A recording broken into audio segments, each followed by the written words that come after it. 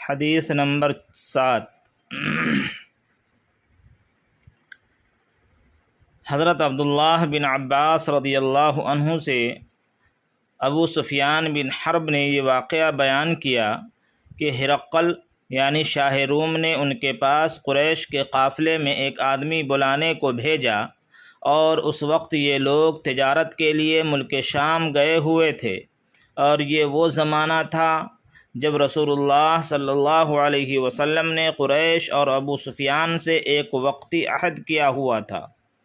جب ابو سفیان اور دوسرے لوگ ہرقل کے پاس ایلا پہنچے، جہاں ہرقل نے دربار طلب کیا تھا، اس کے گرد روم کے بڑے بڑے لوگ یعنی علماء، وزراء اور امراء حضرات بیٹھے ہوئے تھے۔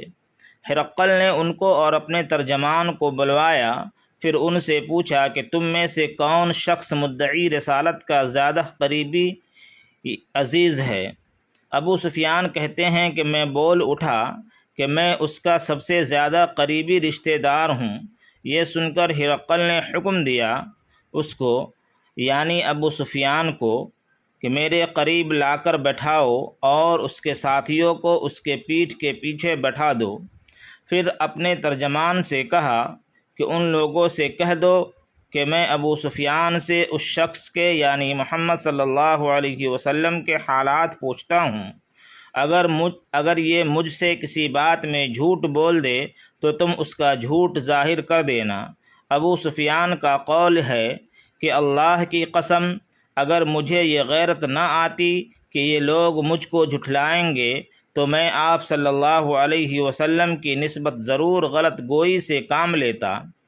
خیر، پہلی بات جو ہرقل نے مجھ سے پوچھی وہ یہ ہے کہ اس شخص کا خاندان تم لوگوں میں کیسا ہے؟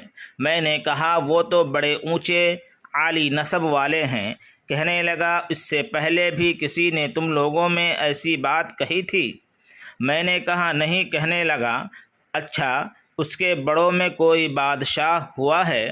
میں نے کہا نہیں۔ پھر اس نے کہا بڑے لوگوں نے اس کی پیروی اختیار کی ہے یا کمزوروں نے؟ میں نے کہا نہیں، کمزوروں نے۔ پھر کہنے لگا اس کے تابعدار روز بڑھتے جاتے ہیں یا کوئی ساتھی پھر بھی جاتا ہے؟ میں نے کہا نہیں۔ کہنے لگا کیا اپنے اس دعویٰ نبوت سے پہلے کبھی کسی بھی موقع پر اس نے جھوٹ بولا ہے؟ میں نے کہا نہیں، اور اب ہماری اس سے صلح کی ایک مقررہ مدت ٹھہری ہوئی ہے، معلوم نہیں وہ اس میں کیا کرنے والا ہے۔ ابو سفیان کہتے ہیں کہ میں اس بات کے سوا اور کوئی جھوٹ اس گفتگو میں شامل نہ کر سکا۔ ہرقل نے کہا کیا تمہاری اس سے کبھی لڑائی بھی ہوتی ہے؟ ہم نے کہا کہ ہاں۔ بولا پھر تمہاری اور اس کی جنگ کا کیا حال ہوتا ہے؟ میں نے کہا لڑائی ڈول کی طرح ہے، کبھی وہ ہم سے میدان جنگ جیت لیتے ہیں اور کبھی ہم ان سے جیت لیتے ہیں۔ ہرقل نے پوچھا وہ تمہیں کس بات کا حکم دیتا ہے؟ میں نے کہا وہ کہتا ہے کہ صرف ایک اللہ ہی کی عبادت کرو، اس کا کسی کو شریک نہ بناؤ، اور اپنے باپ دادا کی یعنی شرک کی باتیں چھوڑ دو، اور ہمیں نماز پڑھنے، سچ بولنے، پرہیزگاری اور صلہ رحمی کا حکم دیتا ہے۔ یہ سب سن کر پھر ہرقل نے اپنے ترجمان سے کہا کہ ابو سفیان سے کہہ دے کہ میں نے تم سے اس کا نسب پوچھا تو تم نے کہا وہ ہم میں عالی نسب ہے، اور پیغمبر اپنی قوم میں عالی نسب ہی بھیجے جایا کرتے ہیں۔ میں نے تم سے پوچھا کہ دعویٰ نبوت کی یہ بات تمہارے اندر اس سے پہلے کسی اور نے بھی کہی تھی؟ تو تم نے جواب دیا کہ نہیں۔ تب میں نے اپنے دل میں کہا اگر یہ شخص اس سے بھی پہلے کسی نے کہی ہوتی تو میں سمجھتا کہ اس شخص نے بھی اسی بات کی تقلید کی ہے جو پہلے کہی جا چکی ہے۔ میں نے تم سے پوچھا کہ اس کے بڑوں میں کوئی بادشاہ بھی گزرا ہے؟ تم نے کہا کہ نہیں۔ تو میں نے دل میں کہا کہ ان کے بزرگوں میں سے کوئی بادشاہ ہوا ہوگا تو کہہ دوں گا کہ وہ شخص اس بہانہ اپنے آباء و اجداد کی بادشاہت اور ان کا ملک دوبارہ حاصل کرنا چاہتا ہے۔ اور میں نے تم سے پوچھا کہ اس بات کے کہنے یعنی پیغمبری کا دعویٰ کرنے سے پہلے تم نے کبھی اس کو دروغ گوئی کا الزام لگایا ہے؟ تم نے کہا کہ نہیں۔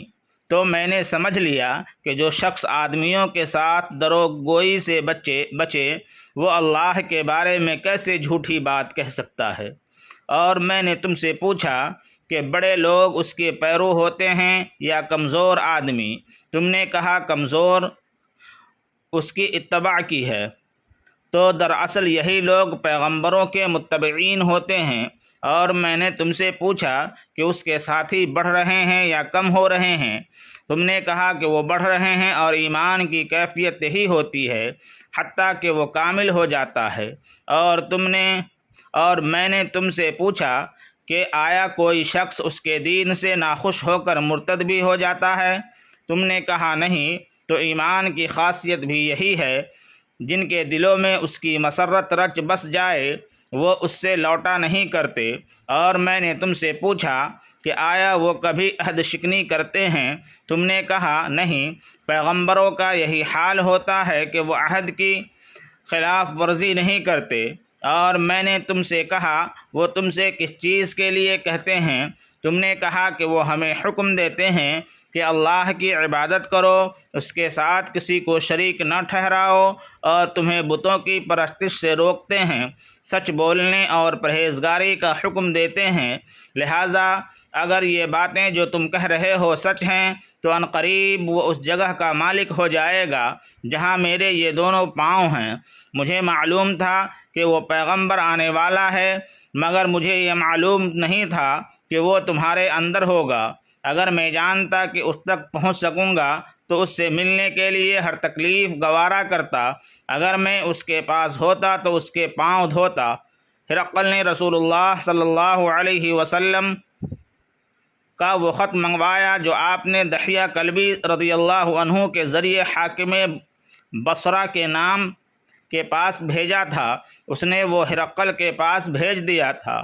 پھر اس کو پڑھا تو اس میں لکھا تھا، اللہ کے نام کے ساتھ جو نہایت مہربان اور رحم والا ہے۔ اللہ کے بندے اور اس کے پیغمبر محمد صلی اللہ علیہ وسلم کی طرف سے یہ خط ہے شاہ روم کے لیے۔ اس شخص پر سلام ہو جو ہدایت کی پیروی کرے۔ اس کے بعد میں آپ کے سامنے دعوت اسلام پیش کرتا ہوں۔ اگر آپ اسلام لے آئیں گے تو دین و دنیا میں سلامتی نصیب ہوگی، اللہ آپ کو دوہرا ثواب دے گا، اور اگر آپ میری دعوت سے روگردانی کریں گے تو آپ کا رعایا کا گناہ بھی آپ ہی پر ہوگا۔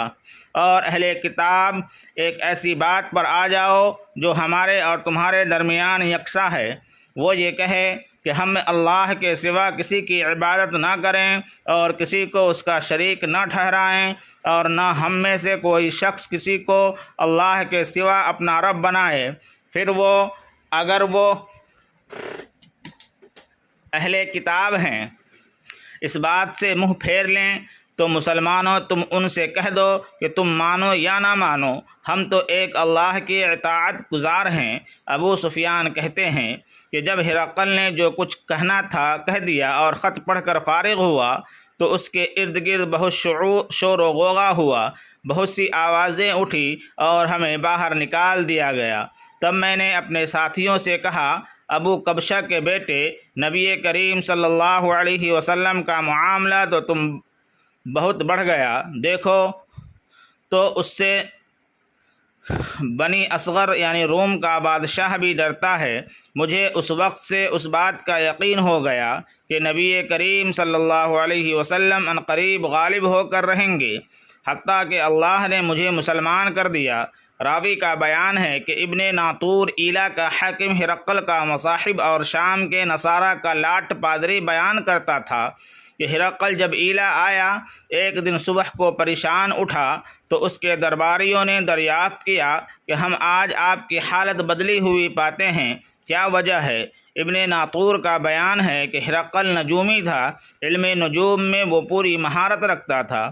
اس نے اپنے ہم نشینیوں کو بتایا کہ میں نے آج رات ستاروں پر نظر ڈالی تو دیکھا کہ ختنہ کرنے والوں کا بادشاہ ہمارے ملک پر غالب آ گیا ہے۔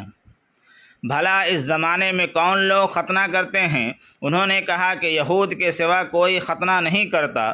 سو ان کی وجہ سے پریشان نہ ہو۔ سلطنت کے تمام شہروں میں یہ حکم لکھ بھیجا کہ وہاں جتنے یہودی ہوں سب قتل کر دیے جائیں۔ وہ لوگ انہیں باتوں میں مشغول تھے کہ ہرقل کے پاس ایک آدمی لایا گیا جسے شاہ غسان نے بھیجا تھا۔ اس نے رسول اللہ صلی اللہ علیہ وسلم کے حالات بیان کیے۔ جب ہرقل نے سارے حالات سن لیے تو کہا کہ جا کر دیکھو وہ ختنہ کیے ہوئے ہیں یا نہیں۔ انہوں نے اسے دیکھا تو بتایا کہ وہ ختنہ کیا ہوا ہے۔ ہرقل نے جب اس شخص سے عرب کے بارے میں پوچھا تو اس نے بتایا کہ وہ ختنہ کرتے ہیں۔ تب ہرقل نے کہا کہ یہی محمد صلی اللہ علیہ وسلم اس امت کے بادشاہ ہیں جو پیدا ہو چکے ہیں۔ پھر اس نے اپنے ایک دوست کو رومیان خط لکھا اور وہ بھی علم نجوم میں ہرقل کی طرح ماہر تھا۔ پھر وہاں سے ہرقل حمص چلا گیا۔ ابھی حمص سے نکلا نہیں تھا کہ اس کے دوست کا خط اس کے جواب میں آ گیا۔ اس کی رائے بھی نبی کریم صلی اللہ علیہ وسلم کے ظہور کے بارے میں ہرقل کے موافق تھی کہ محمد صلی اللہ علیہ وسلم واقعی پیغمبر ہیں۔ اس کے بعد ہرقل نے روم کے بڑے آدمیوں کو اپنے حمص کے محل میں طلب کیا اور اس کے حکم سے محل کے دروازے بند کر لیے گئے۔ پھر وہ اپنے خاص محل سے باہر آیا اور کہا، اے روم والو، کیا ہدایت اور کامیابی میں کچھ حصہ تمہارے لیے بھی ہے؟ اگر تم اپنی سلطنت کی بقا چاہتے ہو تو پھر اس نبی کی بیعت کر لو اور مسلمان ہو جاؤ۔ یہ سننا تھا کہ پھر وہ لوگ وحشی گدھوں کی طرح دروازوں کی طرف دوڑے مگر انہیں بند پایا۔ آخر جب ہرقل نے اس بات سے ان کی یہ نفرت دیکھی تو ان کے ایمان لانے سے مایوس ہو گیا، تو کہنے لگا کہ ان لوگوں کو میرے پاس لاؤ۔ جب وہ دوبارہ آئے تو اس نے کہا، میں نے جو بات کہی تھی اس سے تمہاری دینی پختگی کی آزمائش مقصود تھی، سو وہ میں نے لکھ دی۔ تب یہ بات سن کر وہ سب کے سب اس کے سامنے سجدے میں گر پڑے اور اس سے خوش ہو گئے۔ بالآخر ہرقل کی آخری حالت یہی رہی کہ ابو عبداللہ کہتے ہیں کہ اس حدیث کو صالح بن کیسان، یونس اور معمر نے بھی زہری سے روایت کیا ہے۔